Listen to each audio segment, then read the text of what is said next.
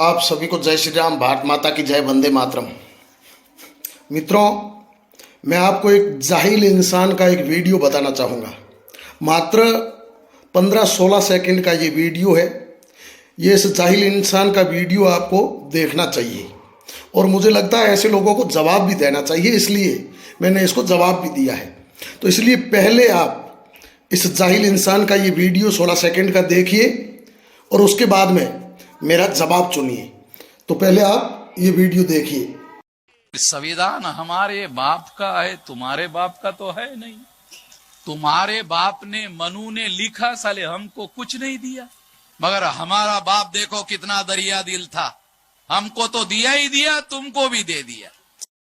संविधान हमारे बाप का है, तुम्हारे बाप का तो है नहीं।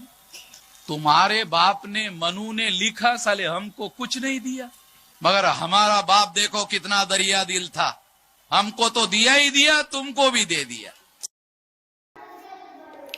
देख लिया वीडियो आपने। अब ये जाहिल इंसान बकवास कर रहा है, हमारा बाप तुम्हारा बाप। तो पहले इस जाहिल इंसान को मैं बताना चाहूंगा कि जहां तक हमारा मानना है, बाप हमारा, तुम्हारा और बाबा साहब अम्बेडकर का, हम सबका एक ही बाप है। हमारे बाप कोई अलग अलग नहीं है, हम सबके एक ही बाप है और हम सब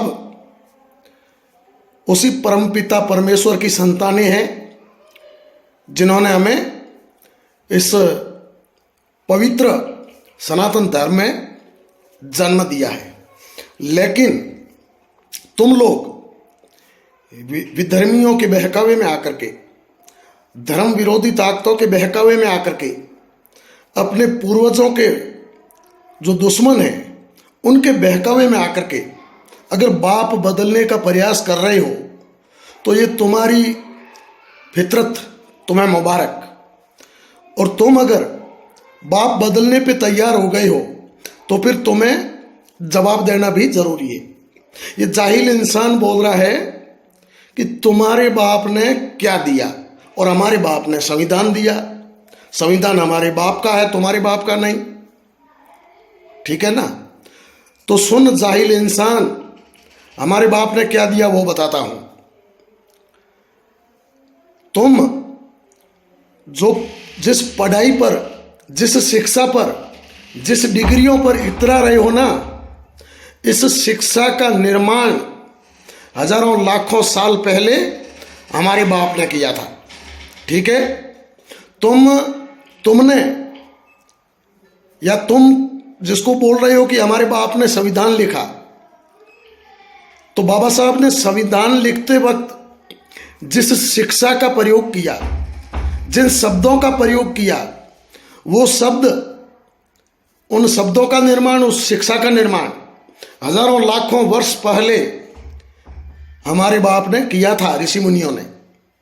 तुम्हारे शरीर पर, तन पर जो कपड़ा पहना हुआ है, इस कपड़े का निर्माण तन ढकने के लिए हजारों वर्ष पहले हमारे बाप ने किया था। तुम्हें जो सारी व्यवस्था बनाकर दी हुई है, तुमको ये जो सारी व्यवस्था मिली है, खाने को अनाज मिला है, पहनने को कपड़ा मिला है, पढ़ने को शिक्षा मिली है, इसके अलावा भी जितनी भी ये व्यवस्था मिली है ना, ये सारी की सारी व्यवस्था हजारों लाखों वर्ष पहले हमारे बाप ने बना करके दी थी। और एक बात और बता दूं कि ये सारी व्यवस्था जब हमारे बाप ने बताई, उस वक्त ना ही कोई मशीनें थी, ना ही कोई यंत्र थे, ना ही कोई नेटवर्क था, ना ही कोई इंटरनेट था, ना ही कोई खोज करने के बड़े बड़े यंत्र थे, ना विज्ञान था, कुछ भी नहीं था। सिर्फ था तो उन महान ऋषि मुनियों के पास दिमाग था, उनकी सोच थी, उनके विचार थे, उनके अंदर ज्ञान का भंडार था, और उसी ज्ञान के माध्यम से, उनकी उन्हीं लंबी सोच के माध्यम से उन लोगों ने आपके और हम सबके लिए हजारों लाखों वर्ष पहले ऐसी ऐसी चीज़ों की खोज करी। जिस वक्त दवा नाम की कोई चीज़ नहीं थी, दवाई से कोई समझता नहीं था, डॉक्टर नाम की कोई चीज नहीं थी। उस वक्त हजारों वर्ष पहले हमारे बाप ने, यानी हम सनातनियों के बाप ने, आयुर्वेद जैसी दवा की खोज करके तुम्हें दवाई दी इलाज करने के लिए, सारी की सारी व्यवस्था बना के दी। तुम जो भी चीज का यूज कर रहे हो आज, एक सामान्य जीवन में तुम्हें खाने के लिए जो अनाज है, इस अनाज की भी खोज करके उन्होंने दी तुम्हें, और तुम 4 किताब क्या पढ़ लिए, उनको चुनौती देने लग गए। हद करते हो। मेरा अभी भी आपसे निवेदन है कि प्लीज बाप बदलने का प्रयास मत कीजिए। हमारी सनातन संस्कृति बहुत महान है। हमारी सनातन संस्कृति इस पृथ्वी पर सबसे महान और सबसे पुरानी संस्कृति है। इसलिए अपनी संस्कृति पे गर्व कीजिए। बाप बदलने का प्रयास मत कीजिए प्लीज। बाबा साहब ने संविधान लिखा है तो हम भी उनका सम्मान करते हैं। हमें भी गर्व है कि बाबा साहब जैसा महान व्यक्ति पैदा हुआ, उसने संविधान लिखा। लेकिन आप अगर